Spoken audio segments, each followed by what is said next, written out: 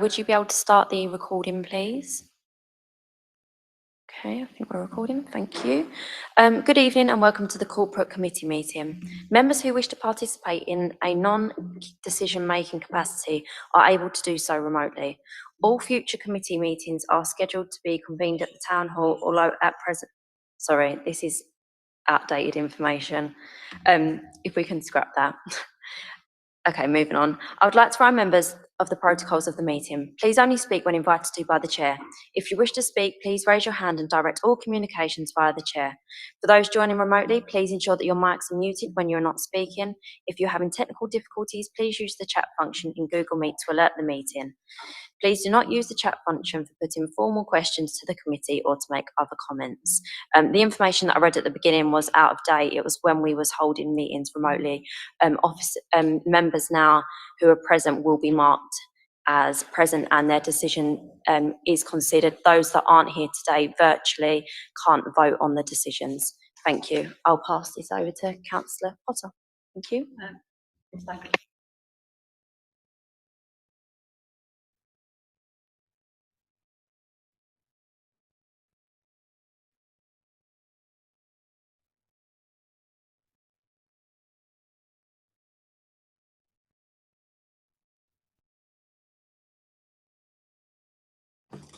I'd like to welcome Councillor Williams, who's a Cabinet member responsible for the item on pay. I'd also like to welcome Andy Cunningham, the Head of Street Scene, who's in the chamber. And online, I'd like to welcome Councillor Chauhan, and also officers Jerry McCarthy, Head of Community Safety, Josephine Sterikides, from Legal Service, Stuart Thorne, Head of Human Resources. And I notice we have Daniel O'Sullivan online and Tahira Munshai. You're all very welcome to the Corporate Committee meeting tonight. So we've had apologies for absence from Councillor Race, Councillor Spence. For lateness we've had from Councillor Joseph and Councillor Hanson. Is that everybody? Have we had any other apologies? So that's Daniel O'Sullivan who's from... We've got Aria Monchi and Derek Fergus.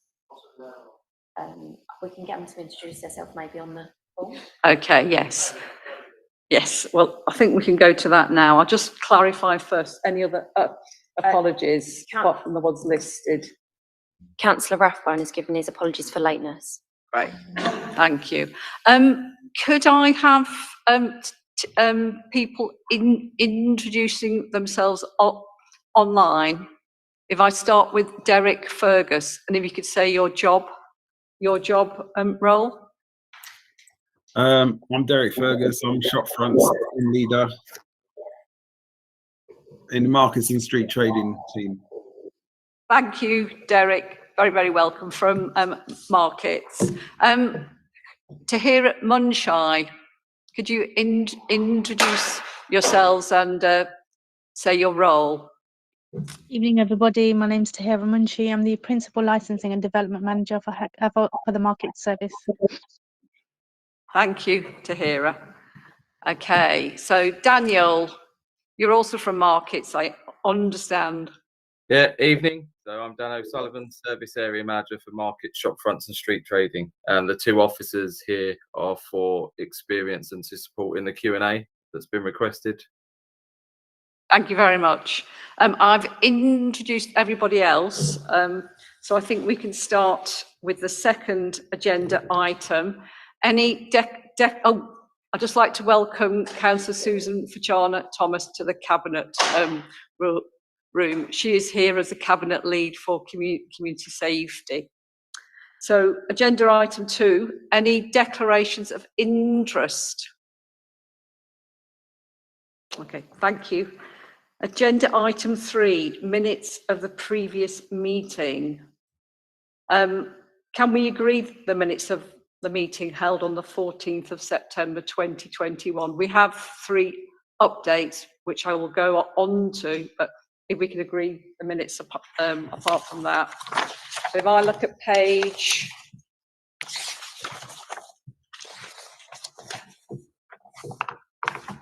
Page 12. Agreed? Sorry, page 11. We should start off there first. Page 12. Page 13. Page 14. And page 15 of our agenda pack. Agreed? I can't hear. Thank you. Okay, so I've got an update on item 3.1 first. So this committee has been quite concerned about the delays in hearing council prosecutions in court, and we discussed that at the previous meeting. So I've since written to Councillor Susan Fajana-Thomas to ask for an update. She reassures me when I spoke to her at the end of 2021 that arrangements were in place, and that we'd had a day in court every Monday of each month, and there was going to be a subsequent day in January. I don't know, since you're here, Councillor Fajana-Thomas, whether there's been any updates since, or do you feel things are getting back on track? Thanks, Councillor Porter. Probably Shall I go to- Jerry is on the, Yeah. Jerry might be able to update, but as far as I'm aware, I think they've started to hear our cases now, but Great. Jerry will be in a better position to. So if I go to Josephine. Hello, yes, I thought it was easier for me to answer. We have now got a subsequent day, half a day a month. So it started with a 1 day in court. Now there's a second day, and that's going to start from February. That's following one of my team members being in constant contact with the courts about how local authority prosecutions are going. And that's not just her, but a number of local authorities across the board. They're getting on with the backlog. They're continuing to do the work and getting through them, and single justice procedure cases have started with us as well.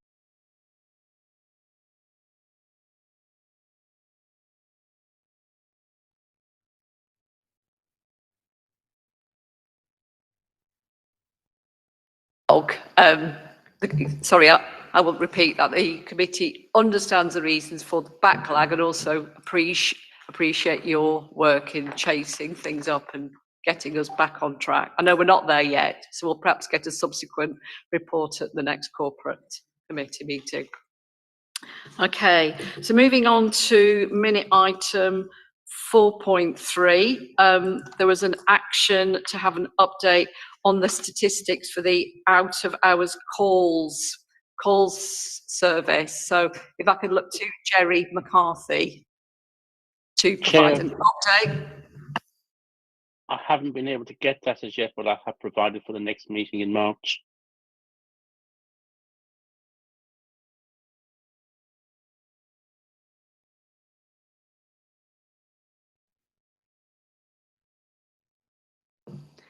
So we'll look to hear in March. Great. Okay, if you can make a note of that. Okay, and item 5.4. I know you provided some documentation today, so there was going to be an update on issues in the Narrowway, Church Road Gardens and Gillett Square. I wondered what you would like to share with the committee. I don't think everybody will have had chance to read, and I appreciate that it's quite sensitive information, so please give feedback in an appropriate way. We've got a question from Councillor Stops. I'll just take that first, shall I? It's not a question, it's just to say thank you for that, the Hackney Central stuff. I've seen it before, so I haven't read it this evening. And it's the sort of stuff that I think all of us would appreciate and support more of, please. Yeah. Thank you. Okay. If I could go back to Jerry. Thank you, Councillor Stops, for your very kind words. And Gillett Square, as everyone knows in Dalston, is an ongoing issue. And we have an action plan to deal with Gillette Square. And obviously it involves, there was an initial crackdown with police and enforcement officers. We're continuing enforcement. Outreach is part of that, and our street population coordinators working with public health and other stakeholders. We've had events in Gillette Square to deal with any issues associated with homelessness. CCTV has been a big issue in Gillette Square as well, and Ridley Road. And we've actually had a successful bid for just under 200,000 capital money to invest in improved CCTV in Gillette Square and Ridley Road, and that's all in place. And the other major issue is sort of regeneration, design and maintenance of the square, and obviously we're working with the area regeneration team to ongoing issues to make sure repairs and maintenance happens. When things happen, that we design our crime as a result of any of that, improving signage as well. One of the other bigger things is ongoing as well as intelligence developments. Our intelligence hub gathers information from both the police and enforcement officers, civil enforcement officers and markets on issues that are happening generally in Gillette Square and Dalston. So we know what action is taken against people, and Dan knows this, that on Friday we went to court with our legal team, and we actually got a criminal behaviour order against a person to actually stop them begging in Ridley Road on an ongoing basis. So we are doing stuff all the time to improve the area for residents. And obviously the other big thing which we've done as well is engagement and communication. You will see in that document I shared with everyone that obviously there was an exercise we did. We've been doing a lot of work in January. We brought a mounted police team to Gillette Square in July for an event. Sorry, that was in January. And we're also encouraging local residents to sort of join the police. It was sort of both things. So that seems to have worked really, really well. And that was a really good day's work. So, and we're also working on a communications plan for Gillette Square as well. And obviously we're looking at all the responsible drinking and other signage to make sure it's up to date and it's the best possible and it's clear and visible. So we have done a lot of work in Gillette Square the last 6 months. There's a lot more to be done. We know that, and we also have 2 dedicated enforcement officers there from Wednesday till Sunday to undertake more enforcement, which obviously hadn't been happening in the past. So these officers are actually dedicated to Gillette Square, and they're also doing additional work in the Dalston area as well, if Gillette Square isn't busy. So, and they're obviously liaising very well as closely with markets as well and working together, and the civil enforcement team. So there is a lot going on. So I'm really pleased with that, but I'm happy to take any questions anyone may have on that.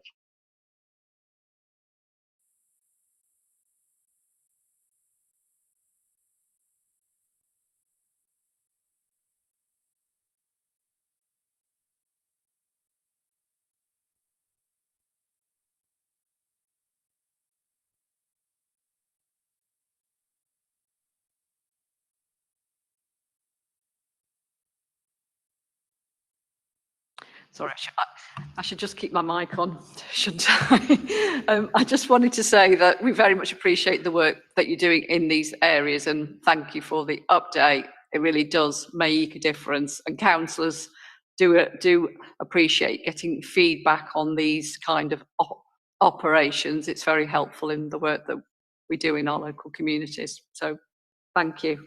So I think if nobody's got any further... Our Councillor Rathbone has just, would you like to speak? You're on mute, Councillor Rathbone. I think we're doing a bit of a dance, me and you, with that. Go on. I love to speak. I'm having problems here, apart from anything else, because I wasn't able to collect the printed copy of stuff today from reception, and you know, I'm struggling with the electronic stuff, so I'm trying to work out what's going on.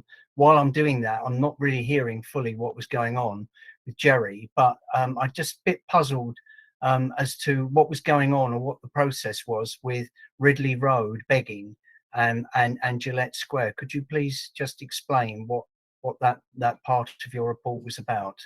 And I couldn't, if it's the report that was sent out about in the last half an hour, I've not been able to access that. It says access denied. So if it's explained in there, I'm really sorry. I haven't been able to open that. I have provided you access to that report, Councillor, so you should be able to open it. Right. Well, must have been in the last 10 minutes. Oh, yes.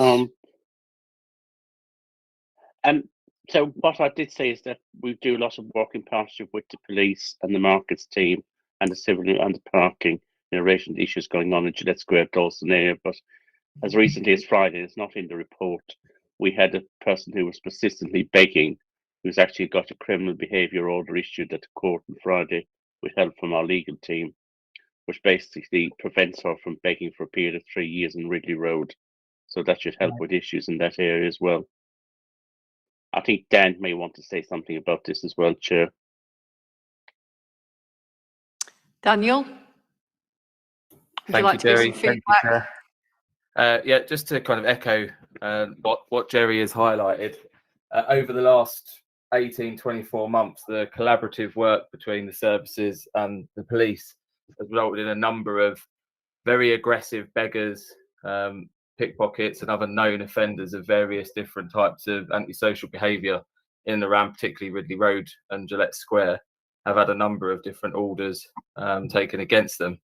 And it is resulting in a much safer environment for both traders, residents and shoppers. Thank you for that feedback, Daniel. Councillor Rathbone, have you got any further questions? Yeah, I was just a bit concerned. I realise now that I know all about some of this, but I'm just a bit concerned about the beggars in a sense that, yeah, they're the poor, and I know that they can be a problem, but what exactly are we doing to, as it were, help them in terms of, because sometimes they're homeless people, aren't they? And they're people on drugs and things like that that actually need help. Jerry? We have a street population coordinator within my service. So she works with public health and other stakeholders to engage with the street population at any location in the borough. And she spends a lot of time in Gillette Square. So there's a sort team within housing needs, and they actually identify rough sleepers who can be placed into temporary accommodation. They're part of Jennifer Winter's team. So obviously if there's rough sleepers who can be moved into temporary accommodation, we work with that as well. The council has engaged Turning Point as well, and they've been engaging with the street population, and this has led to a community project which is known as Share on the Square, and is staffed by volunteers in the population. So referrals have been made to the street users outreach meeting, and others are progressed through this route to actually help people. So the last resort is enforcement council. So we try everything we do that. Obviously, Women at the Well have undertaken visits as well to Gillette Square and engage with various females, and that will continue. And the youth outreach team in Children's Services also visits every Thursday. And obviously, during COVID, the NHS track and treat van was on the square a number of times to offer health advice, provide COVID tests and PPE to the street population. So we have done a huge amount of work with the street population and to sort of take people off substance misuse if that's identified as an issue. And as I say, enforcement is the very last resort we take. Thank you very much. I have now received, I realise I've received the report about half an hour ago. I'll look through it, and if I've got any further questions, I'll write to you, Jerry. But thank you very much for letting me know that at least, you know, we are trying to do other things to help them rather than just moving them on. Thank you. Thank you, Councillor Rathbone. Unless anybody's got any further questions or comments, I think we can now move. We've agreed the minutes. We can now move on to agenda item 4. So this is the pay policy statement 2022 to 23. Can I invite Stuart Thorne to introduce the report? Thank you, Chair. This report is required under the Localism Act 2011 in order to improve transparency and accountability in local government. It requires the council to publish an annual pay policy statement setting out its policies relating to the remuneration of chief officers, remuneration of its lowest paid employees and the relationship between the remuneration of chief officers and employees who are not chief officers. So for the purpose of this statement, chief officers means the chief executive and all chief officers, i.e. directors, strategic directors graded CO1 to CO3. The draft statement updates the 2021 statement, which was approved by Council, and the 2022-23 statement must be approved by resolution of the Council before the 31st of March and then published on the website. So coming to Corporate Committee is part of the approval process. There's been no substantial changes to this policy. The statement details current pay practice and there are no new policy principles being introduced. Thank you, Stuart. I'm going to look to Councillor William, who's a cabinet member of this portfolio, to see whether she has any additional comments. Chair, I just want to thank the members of the committee for again looking at the pay policy. It's something that comes to the committee each year. It has been a year since it was last discussed here, and as Stuart was saying, there are no substantive changes. Though I do just want to point out how important it is for transparency, not only for the members of this committee to look over and discuss the pay policy, but also to do so in this public forum where members of the public can also understand what the council's approach is to pay policy. Of course, last week we had another report at both cabinet and full council, and there we were able to see the impact of the pay policy on the gender and the ethnicity pay gap. The former, which we have to calculate by legislation, the latter, which we have chosen to do, we have committed to do because of our approach that we take to all of our staff and the seriousness with which we see pay and the impact that it has on the lowest paid as well as the highest paid staff. So thank you for again bringing it here, and I'll leave it there, but really welcome members' attention and discussion of the pay. Can I put it to, thank you, Councillor Williams. I'd like to applaud the work that you do and officers in leading on the gender and pay and ethnicity gap. Can I look to members and see whether you have any questions at all? Councillor Root.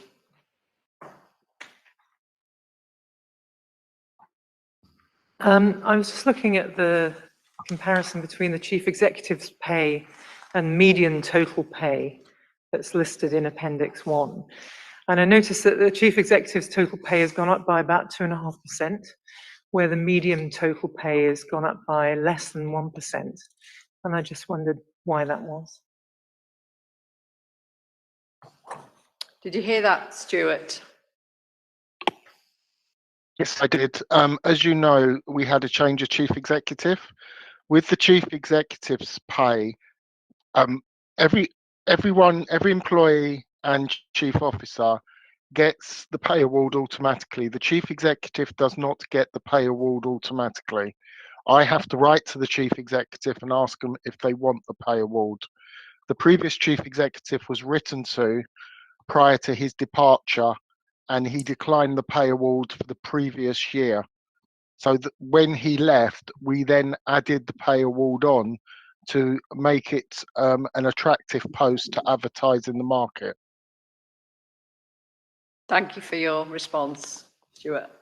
Councillor Root. I'm just coming back because the financial years which are referred to here are 2019-20 and 2020-21. So I think that's not necessarily. I was referring to 2021.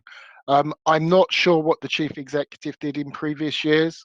I wasn't responsible for doing that activity then, and I could try to find out for you, but I know the previous chief executive in 2021 declined the pay award. Okay, thank you. Is that an action you want to find out? Would you want to know the previous year, Councillor Root? No, I suppose I'm just a bit confused about it really, because if it does seem as though, well, perhaps I'm just getting muddled up with the financial years. but I thought the previous chief executive had left in the year 2020-21. So the answer that we just heard doesn't seem to marry with what I'm understanding about the previous chief executive. The previous chief executive left on the 31st of May 2021. So he was here part of this. Yeah, for 2 calendar months. Yes. Okay, he's been gone for longer than I realised. Sorry. Could I ask a question about the pay multiples? I know we compare the chief exec's total pay in terms of the ratio with the median and the lowest pay. I wondered how we compared comparatively to other London boroughs, and if that's not something you would know, now, is it possible something that you could find out for a future committee? Certainly, I could find it out for a future committee. As you realise from my introduction, all local authorities are able to, must publish this information, so we could pull together some data from comparable boroughs, and I could bring it to a future corporate committee. Thank you, Stuart. Has anybody got any other questions or comments? Well, I'd just like to thank you, Stuart, for coming to the committee. Now, we have got an action, so unless we've got any further comments, the corporate committee is recommended to agree the pay policy and recommend the council to approve it. So could I see raised hands for everybody that agrees to recommend the pay policy and recommend the council to approve it? That's unanimous with members. Thank you. Okay, thank you, Stuart, and Councillor Williams. You are very welcome to leave the room, and thank you for attending. Thank you. I will. Bye-bye. Bye-bye, Stuart. Okay, moving on to agenda item 5 about highway obstructions. Now I'm about to pass over to Councillor Stops, but I just want to point out that this committee has been concerned for some time.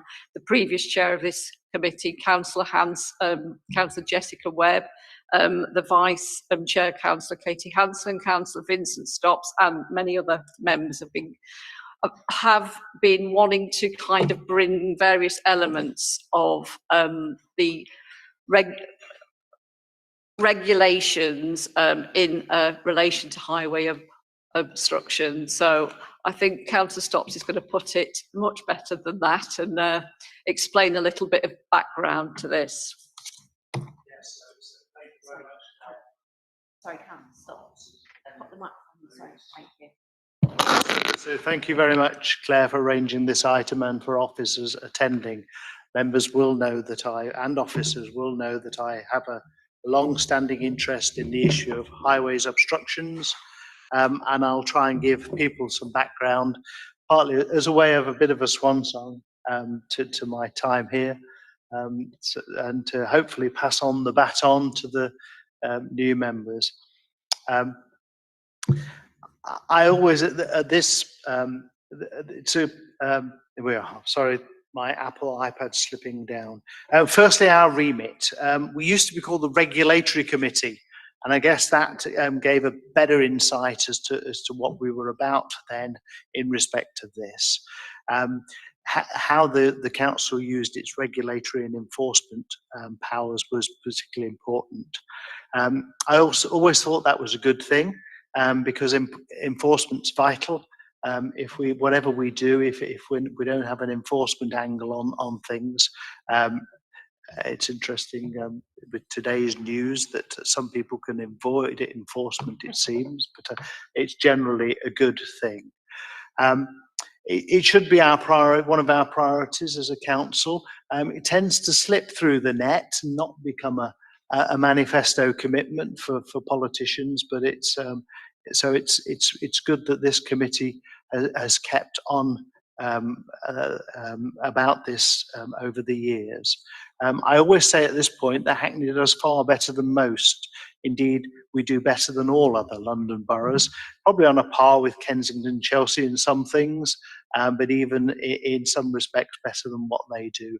And I know that because of my work pan-London on some of these things. Why is it an important issue, enforcement of the public highway and highways obstructions? It's important because 40% of the trips of our residents, and that's end-to-end trips, are by foot. They use the pavement. On top of that, of course, they use public transport and they use they'll walk to public transport. So it's huge importance to residents as to how they get by. We all take it far too for granted, walking in the public environment. But over the years, I think we've recognised it as important in the borough.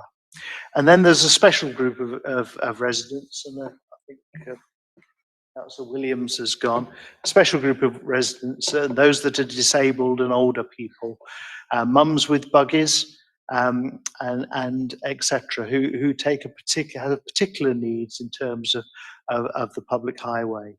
I'm famous in the Councillor Hayhurst and Conway households as the person responsible for all those dropped curbs we've introduced over the last decades. It is excruciating sometimes to hear the injuries of blind people falling over or injuring themselves on overhanging vegetation at head height, or discarded scooters and other things that get discarded on the footway. So that's my way of demonstrating how important it is to deal with highways obstructions. So what do pedestrians want? They want wide, level and continuous footways clear of obstructions. This deserves constant vigilance, and I hope we can continue to give that. Pedestrians want to be able to walk two abreast at ease and pass others, not walk single file along narrow, obstructed footways, stopping and starting and manoeuvring around obstacles. They want to be able to cross the street at will. It's just gone again. Yes. They don't want to have to negotiate advertising boards or multiple curbs, pedestrians, railings, overhanging trees and hedges, broken down cycles, upturned e-bikes, planters full of cigarette butts and litter. But there is more to it than just a physical obstruction. It's important to keep our footways clear because it improves the look and the feel of the borough. We want great city streets where people want to spend time walking, shopping, or just chatting to their mates. And when it comes to our streets, it is the case that less is more. The less stuff there is on the streets, the better they're appreciated, the easier it is to walk. But this is not easy, and I do appreciate that. There are at least 7 departments interested in keeping our streets clear of stuff, and multiple regulations. Sometimes the regulations, there's more than one regulation to things that are on the pavement. I had hoped to at one time to promote a single enforcement operation and management of our effort on our streets, but that wasn't to be, but perhaps one day somebody will take that up. And I want to quickly go through, and thank you for officers coming along tonight. I hope you'll take notice of some of these things. The issues of obstructions of the pavement as I've seen them over the years. Firstly, I don't think the head of parking is here, but this is a simple one. Clearly responsibility is with the parking service that vehicles aren't on the pavement. And I think we do that well. I remember when I was lead member, we used to clamp cars on the pavement, and they did learn the lesson then. Some more out of hours enforcement, targeted enforcement would be good. On Sundays, people tend to park on the pavement. So the difficulty comes when it's an abandoned vehicle with no number plate. Our residents think that's a parking issue, but it's not for them. And it's particularly annoying having to deal with abandoned vehicles. Similarly, motorcycles on the pavement become a problem for enforcement, but it's important that they are dealt with even where the number plates have been removed to compound the difficulty of managing them. But parking and vehicles, I think, is in hand and is manageable. Advertising boards and other things on the footway are managed well by Jerry's team. It is a criminal offence to obstruct the footway, and we do deal with this better than others.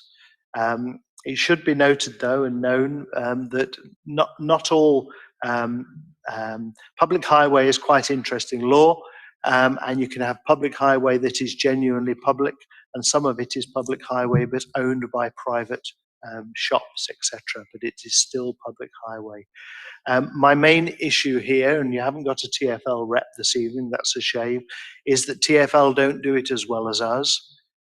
They do it better than most, but the issue is Jerry can go out and simply enforce against obstructions. If they're on the TfL highway, he defers to them, and that can mean that this stuff's not done. Tables and chairs, we've come a long way. The issue of tables and chairs, I think we all want to see tables and chairs, and we all use them where the footway is wide enough. It adds to vibrancy on the street.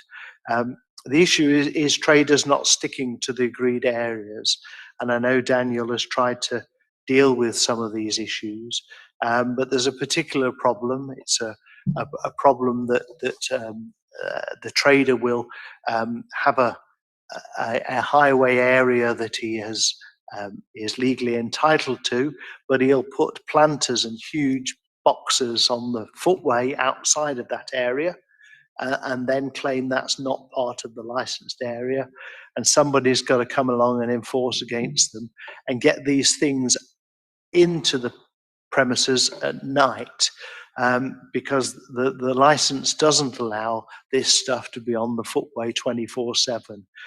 That's a particular gap in our handling of this problem, and it needs to be resolved. It's even more problematic when TfL are involved, because clearly we have to liaise with them. And finally, well, not quite finally, almost there, overhanging vegetation. Believe it or not, that's yet another department that deals with stuff growing over the footway, and Andy's here to resolve that. And I would make a plea that this is really important. If you are a blind person and you walk into a hedge that you're not expecting, you can do real damage to yourself. And it's an important area. I never quite got to the bottom of it, but it's difficult for Andy's team to enforce and work with. But I would appeal to members to keep on the case of this, and get to the bottom as to why sometimes it takes over a year to get a hedge cut. That shouldn't be the case when we've been told in this committee only 2 years ago, 18 months ago, that there were good systems in place. Shopfront trading, the main problem is encroachment. So we now have licenses in the windows. After many years of work by this committee, we've finally got the shopfront trading license to be put in the window. Please keep on top of that. And finally, things secured to street furniture. People can't just bolt their stuff onto street furniture or put it with a bicycle lock, etc. That stuff needs clearing off. So in conclusion, I think I've demonstrated that keeping our pavements are clear, and it's an important function of the council. And guys, it's your responsibility, because to some degree, nobody else really cares. We do well generally. I hope officers and members will take on my points and pursue them into the future. Thank you very much indeed. I would love a response on some of those points from members and officers, and I hope you'll resolve to continue to do this work. Thank you. Thank you. Thank you, Councillor Stopps, and thank you for the work that you have done on raising and trying to bring these things together. I mean, I think all of us can appreciate there has been some frustration over time as well, and that sometimes we're told it's not my department, it's another, and then we ask for an officer to attend another meeting. So the purpose of getting you all together officers, markets, community safety and street scene, is just to try and have a bit of a discussion about how we can improve things. Now we can make sure we kind of keeping the communications going. So I don't know if anybody wants to start off by responding to any of the things that Councillor Stopps has raised. Oh, Councillor Hanson, sorry, I didn't see your hand. Would you like to comment? Thank you, Chair. I just wanted to agree with every word that Councillor Stopps said, and pay tribute to all the work he's done on this over the years. And at the risk of sounding sycophantic, I've agreed with him throughout the many years he's been raising these points, and doing really innovative things like actually getting a blind person to come and give evidence to the committee. Which hearing from someone who's directly affected is incredibly powerful. And A boards on the pavement do not benefit anybody, even if you can walk around them with no trouble because you don't have a buggy, even if you don't mind them and think they've got witty things chalked on them. They block the way for the people who we should be looking out for, who can't necessarily campaign on their own behalf. And the other thing is they blow around in the wind. I've seen an A-board lifted up by a gust of wind and landing on a car and smashing a windscreen. So I think this is an area where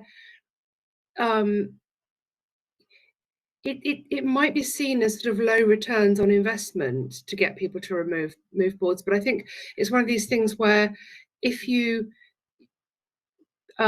enforce consistently, after a while people do get to understand that and start to moderate their behaviour in a good way. So just to conclude, Chair, I think listening to Councillor Stopps on this question is a good thing for us to do, and it benefits people who it's absolutely our job to be looking out for. Okay, thank you, Councillor Hanson. Has any other members got any comments before we go to officers? So officers, who would like to go first, just to comment on your service and how it's connecting? Has Jerry got his hand up? Jerry, would you like to go first? Thank you, Councillor. I've listened to everything Councillor Stopps has to say and acknowledge this. In terms of TfL, we have reached agreement. I have mentioned this at committee before, that we can actually serve FPNs for offences on the TfL network. TfL are agreeable to that now. Obviously, TfL have officers who do this work, and obviously they haven't given us any money towards it, so we're actually doing TfL's work for them without actually absorbing any costs on them. So there's downside to everything as well. It's not just, it's good news, but it's bad news as well, because they should have given us a resource and they didn't. So, and we do some days of action with TfL still on the network along the A10 specifically. So that happens. In terms of A-boards, we have a zero tolerance of A-boards, as everyone knows, but Councillor Stopps did make a referral to it. If somebody has a bit of the highway, which is private land, people are quite entitled to put an A-board on it, and we can't actually stop them doing so. So that is an issue. So that will always be a problem. And I have to say, we are quite efficient at serving FPNs in relation to any highway obstructions. I also noticed Councillor Stopps referred to bicycles. Now, if the bicycle is on the highway and it's in a dangerous condition, i.e. it's missing a wheel or the frame is likely to cause injury or something, so we can remove that bicycle straight away. But obviously, if it's locked and it's not in a dangerous condition, then we need to go through a legal procedure, which takes time. So any reports we get, we deal with, and our enforcement officers, they're out and about and see bicycles that are there, say, 1 week, and then in a location, they're there again the following week. They will then start the legal process dealing with them to remove those bikes. That's what I want to say at the moment. I may come back after everyone else has spoken. I'm not sure I heard everything you were saying about TfL, Jerry. Were you saying that the council does quite a lot of work on TfL routes? Is that what you're saying? Yes, we've reached agreement with TfL that we can issue FPNs on the TfL routes. But obviously, TfL have not given us any resource to do that work. They haven't got any resource. It's at a cost to the council, remember? Yeah.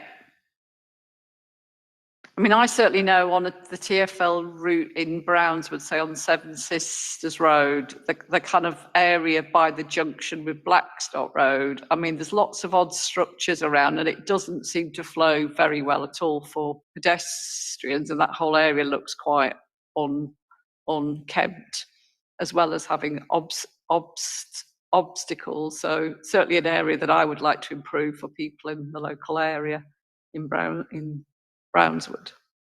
And the same with some of the, the shops that are on Blackstock Road, certainly the top, that their goods extend out quite a bit into the pavement. And I've had successive officers many times since I was a councillor, and I still haven't quite established whether those premises have got a licence, and if they have, how can we go about kind of affecting change, because it really doesn't help the accessibility in that part of the street. So certainly is an issue that I would like to continue to raise. I noticed that Kevin had was it Daniel? Sorry, was it Daniel or Kevin had their hand up briefly? Daniel. Thank you, Chair. Just to echo some of the pieces that Jerry said in regards to the kind of licensing for a lot of the street trading or alfresco dining type activity across the borough that lands in TfL operated areas. Over the last 18 months, TfL have relinquished the decision making on that. If we support an application or a revocation or a revision, they've effectively allowed us to make the decision as long as we notify them, and then they give us the freedom to manage and enforce accordingly, which has enabled us as a service to clear certain areas, particularly around the Shoreditch area, and remove a number of obstructions, particularly over the last 18 months and the pandemic, that have just been left there by TfL operated licence holders on Hackney land, and then replace some of these with new licence holders, which is generating obviously income for the council, but ensuring compliance and an improved clear highway free of obstructions that were undertaken previously. In regards to the last 18 months, as Councillor Stopps and the committee are aware, the Business and Planning Act, when it was introduced by government in July of 2020, produced a number of issues for the council in regards to enforcing tables and chairs, alfresco dining, and other forms of street furniture and items used to demarcate space. There was a number of relaxed actions under government instruction, and they didn't particularly consult with any local authority that operates under the London Local Authorities Act. They only actually engaged with local authorities that operated under their own act, is in the City of London and the City of Westminster. And we spent quite a considerable amount of time over the pandemic challenging ministers over this decision, and the cost to the council of enforcing and dealing with the very restrictive piece of legislation which effectively took over from shopfront licences for this period of time. Then they extended that validity of that licence until the 30th of September this year. But the panel, and particularly Councillor Stopps, will be pleased to know that our continued work in challenging government on this has resulted in a bit of a U-turn, where there was going to be a parliamentary debate with support to make these type of licences permanent, which would have caused considerable problems for the council to continue to enforce effectively. And as it stands, they've now remunerated all London local authorities, although nowhere near to the money it's cost to manage this process after the last 18 months financially. And these will end, the provisional commitment we got, these will end in September of this year, which is great news. And we will revert back to a lot of basic shopfront licenses, which is much easier to manage our streets and enforce accordingly. In addition to this as well, government have also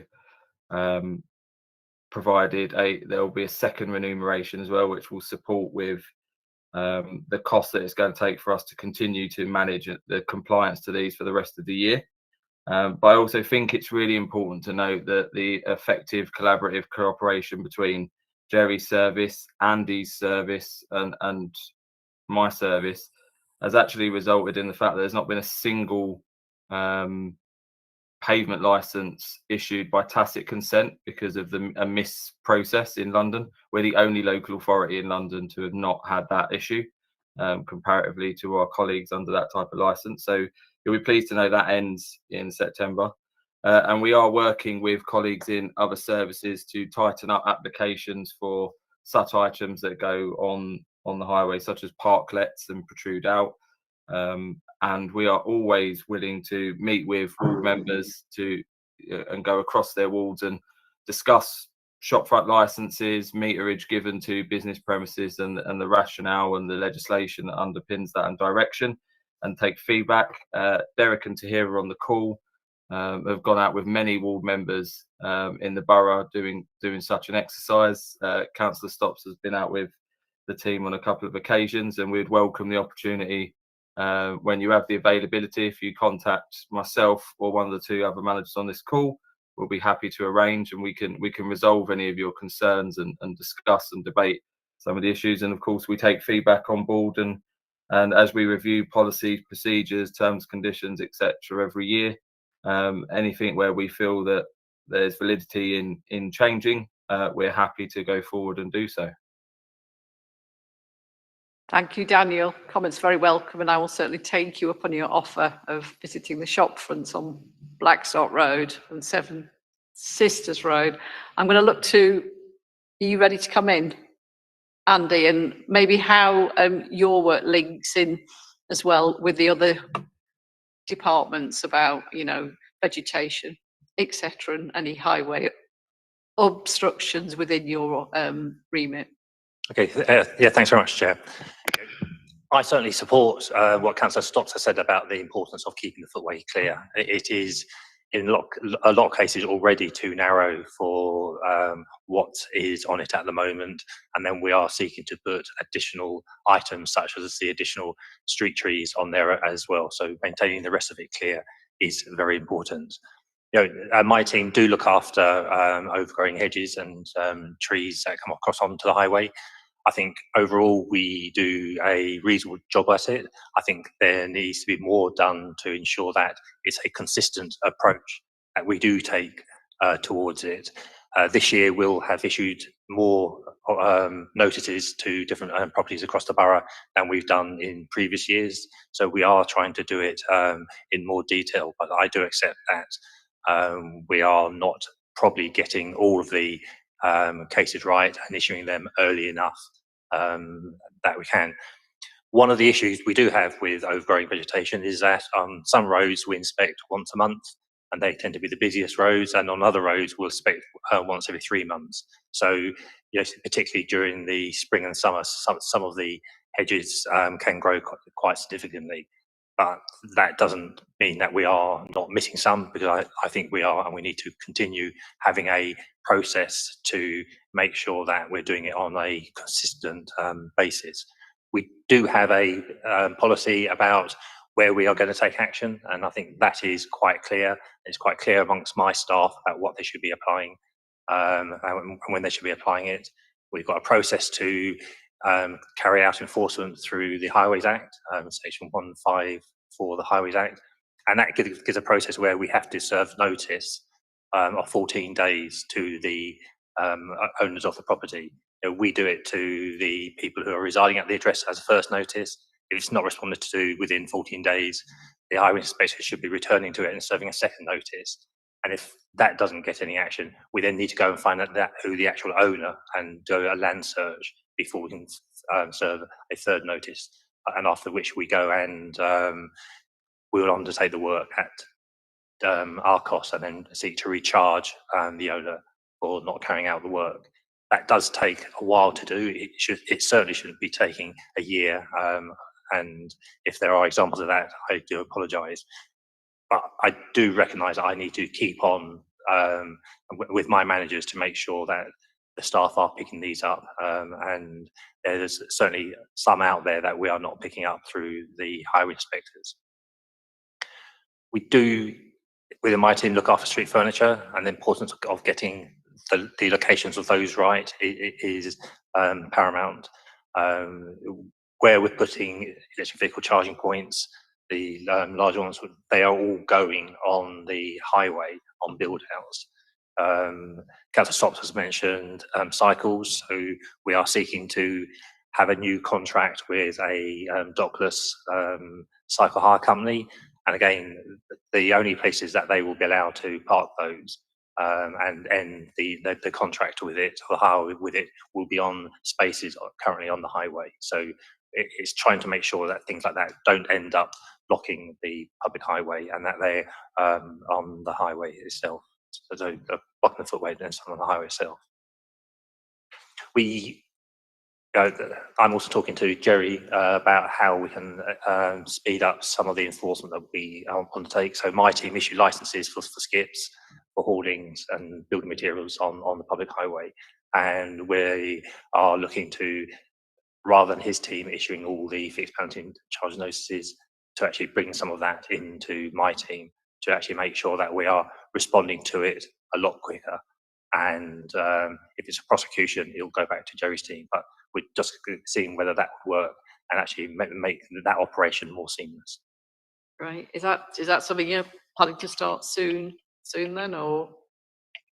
Yes, it's very soon. So we're going through changing some of our current staff's job descriptions so that they can undertake that.